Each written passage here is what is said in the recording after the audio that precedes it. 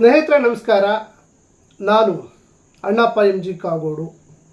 ಕನ್ನಡ ಕವಿತಾ ಲೋಕಕ್ಕೆ ನಿಮ್ಮೆಲ್ಲರಿಗೂ ಕೂಡ ಸ್ವಾಗತ.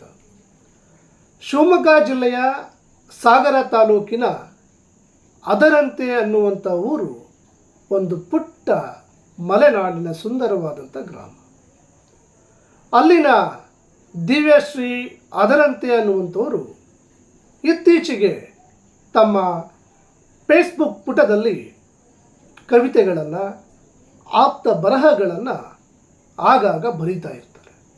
ಆ ಪುಟ್ಟ ಗ್ರಾಮದಿಂದ ಬಂದಂತಹ ದಿವ್ಯಶ್ರೀ ಅದರಂತಿಯವರು ಇತ್ತೀಚೆಗೆ ಬೆಂಗಳೂರಿನಲ್ಲಿ ತಮ್ಮ ವಿದ್ಯಾಭ್ಯಾಸವನ್ನು ಮುಂದುವರಿಸ್ತಾ ಇದ್ದಾರೆ. ತಮ್ಮ ಲೇಖನಿಯಿಂದ ಮೂಡಿದಂಥ ಅವರ ಕವಿತೆಗಳು, ಅವರ ಬರಹಗಳು ಇತ್ತೀಚಿನ ಸಾಮಾಜಿಕ ತಲ್ಲಣಗಳಿಗೆ ಮುಖಾಮುಖಿಯಾಗ್ತಾ ಇದ್ದಾವೆ. ಅವರ ಫೇಸ್ಬುಕ್ ಪುಟದಲ್ಲಿನ ಒಂದು ಕವಿತೆ ಹೀಗಿದೆ ಸ್ನೇಹಿತರೆ. ನಡುರಾತ್ರಿಯಲ್ಲಿ ದುತ್ತನೆ ಬಂದು ಎಚ್ಚರಿಸುವ ನಿಟ್ಟುಸಿರುಗಳು ಯಾರದ್ದಿರಬಹುದು.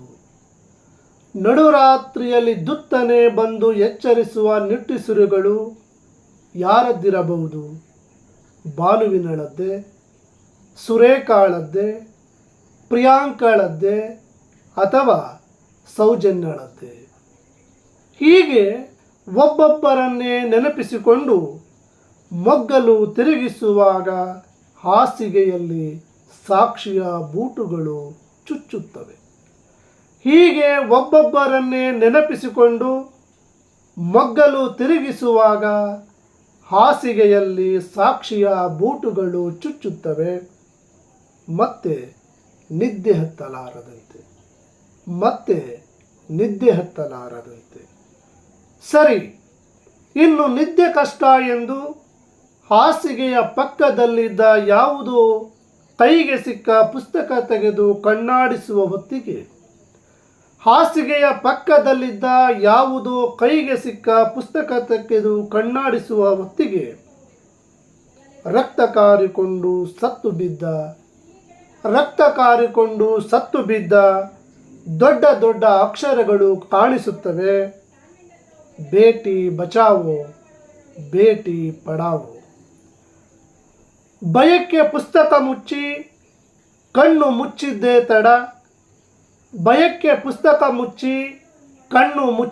ತಡ. ನನಗೂ ದಿಗಿಲು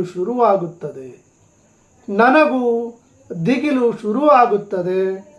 ನಾನೂ ಭೇಟಿಯಾಗಿದ್ದಕ್ಕೆ. ಹೀಗೆ ಸಮಕಾಲೀನ ಸಂಗತಿಗಳಿಗೆ ಧ್ವನಿಯಾಗುವಂಥ ಕೆಲಸವನ್ನು ದಿವ್ಯಶ್ರೀ ಅದರಂತಿಯವರು ಮಾಡ್ತಾ ಇದ್ದಾರೆ. ಅವರ ಇನ್ನೊಂದು ಕವಿತೆ ಬಹಳ ಚರ್ಚೆಗೆ ಒಳಗಾದಂಥದ್ದು. ಹೆಣ್ಣಾಗಿ ಹುಟ್ಟಿ ತಾನು ಎದುರಿಸ್ತಾ ಇರುವಂತಹ ಈ ಶೋಷಣೆಯನ್ನು, ಅತ್ಯಾಚಾರ ಅನ್ನುವಂಥ ಬಹುದೊಡ್ಡ ಆಘಾತವನ್ನು ಆಕೆ ಎದುರಿಸ್ತಾ ಇರೋದು ತನ್ನ ದೇಹದ ಅಂಗಗಳ ಆಕರ್ಷಣೆಯಿಂದಾಗಿ. ಈ ಪುರುಷ ಕೇಂದ್ರಿತವಾದಂಥ ಈ ದೌರ್ಜನ್ಯವನ್ನು ವಿರೋಧಿಸುವಂತಹ ದಿವ್ಯಶ್ರೀ ಅದರಂತಿಯವರು ತಮ್ಮ ಈ ಕವಿತೆಯ ಮೂಲಕ ಅದನ್ನು ಹೀಗೆ ಅಭಿವ್ಯಕ್ತಿಸ್ತಾರೆ. ನಿರ್ಭಯತೆಯಿಂದ ಓಡಾಡುತ್ತಿದ್ದೆ ಈ ಯೋನಿ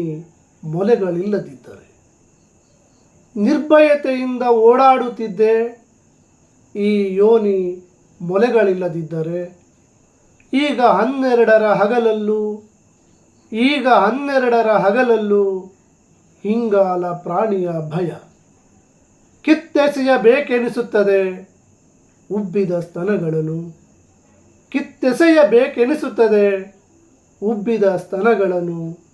ಸರಿದ ದುಪ್ಪಟ್ಟದ ನಡುವೆ ಅವನು ಕಣ್ಣಗಲಿಸುವಾಗ. ಗರ್ಭಾಂಕುರಕ್ಕೆ ಕಿಚ್ಚು ಹಚ್ಚಿಸುವ ತವಕ. ಪೇಪರ್ ಸುತ್ತದೆ ನ್ಯಾಪ್ಕಿನ್ ತರಲು ಅವನ ತೇಪೆ ಹಚ್ಚಿದ ಮಾತಿಗೆ ಕಿವಿ ಕೊಡಬೇಕಾದಾಗ. ಗರ್ಭಾಂಕುರಕ್ಕೆ ಕಿಚ್ಚು ಹಚ್ಚಿಸುವ ತವಕ, ಪೇಪರ್ ಸುತ್ತದೆ ನ್ಯಾಪ್ಕಿನ್ ತರಲು ಅವನ ತೇಪೆ ಹಚ್ಚಿದ ಮಾತಿಗೆ ಕಿವಿ ಕೊಡಬೇಕಾದಾಗ, ಮೊಲೆ, ಯೋನಿ, ಮುಟ್ಟು, ಗರ್ಭ ಎಲ್ಲವೂ ನನ್ನವೇ ಹೆಸರಿಗೆ ಮಾತ್ರ, ಎಲ್ಲವೂ ನನ್ನವೇ ಹೆಸರಿಗೆ ಮಾತ್ರ. ಅಲ್ಲಿ ವೀರ್ಯ ಹೊತ್ತವನದೇ ಆಡಳಿತ, ಅಲ್ಲಿ ವೀರ್ಯ ಹೊತ್ತವನದೇ ಆಡಳಿತ. ಇಷ್ಟು ನೇರವಾಗಿ ತಮ್ಮ ಭಾಷೆಯ ಮೂಲಕ ಪ್ರತಿರೋಧವನ್ನು ವ್ಯಕ್ತಪಡಿಸುವಂತಹ ಇಂದಿನ ತಲೆಮಾರಿನ ಹೆಣ್ಣು ಮಕ್ಕಳಲ್ಲಿ ಬಹಳ ಅಪರೂಪವಾಗಿ ನಿಲ್ತಾರೆ ದಿವ್ಯಾದ್ರಂತಿಯವರು.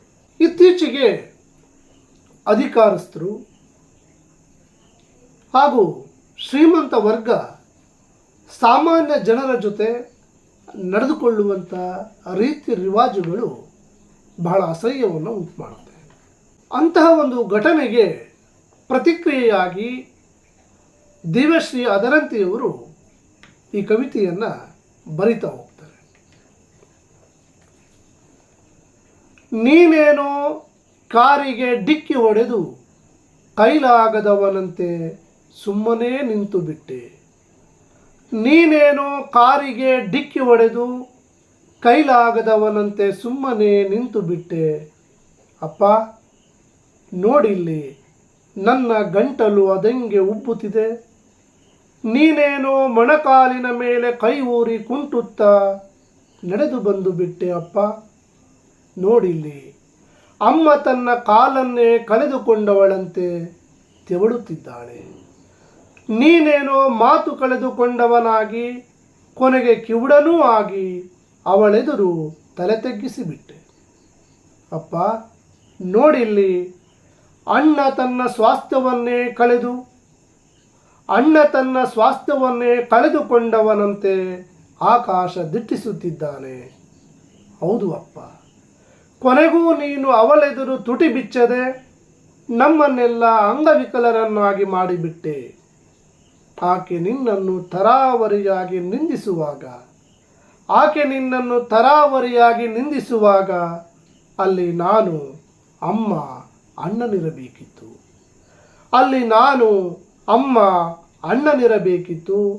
ಅವಳ ಸೊಕ್ಕನ್ನು ನಮ್ಮ ಕೈಲಾದಷ್ಟು ಮುರಿಯುತ್ತಿದ್ದೆವು. ಕ್ಷಮಿಸಿಬಿಡು ನಿನ್ನ ಅಪ್ಪ, ನಿನ್ನ ಒಬ್ಬಂಟಿಯಾಗಿ ಕಳುಹಿಸಿದ್ದು ನಮ್ಮದೇ ತಪ್ಪು. ದಿವ್ಯಶ್ರೀ ಅವರು ಇನ್ನು ಕಾಲೇಜು ವಿದ್ಯಾರ್ಥಿನಿ. ಆ ವಯಸ್ಸಿಗೆ ಸಹಜವಾಗಿ ಪ್ರೀತಿ, ಪ್ರೇಮ ಇವುಗಳನ್ನು ಬರೆಯುವಂಥ ವಯಸ್ಸು. ಆದರೆ ಅದನ್ನು ಮೀರಿ ಇಡೀ ಸಾಮಾಜಿಕ ವ್ಯವಸ್ಥೆಯ ಬೇರೆ ಬೇರೆ ಮುಖಗಳನ್ನು ತಮ್ಮ ಕವಿತೆಗಳ ಮೂಲಕ ತೆರೆದಿಡುವಂತಹ ಪ್ರಯತ್ನವನ್ನು ಅವರು ಮಾಡ್ತಾ ಇದ್ದಾರೆ. ಅವರ ಇನ್ನೊಂದು ಕವಿತೆ, ಆ ದಿನ ಅದೆಷ್ಟು ನೋವು ಹಿಂಸೆ, ಒಸರುವ ರಕ್ತಕ್ಕೆ 101 ಚುಚ್ಚುಮಾತು.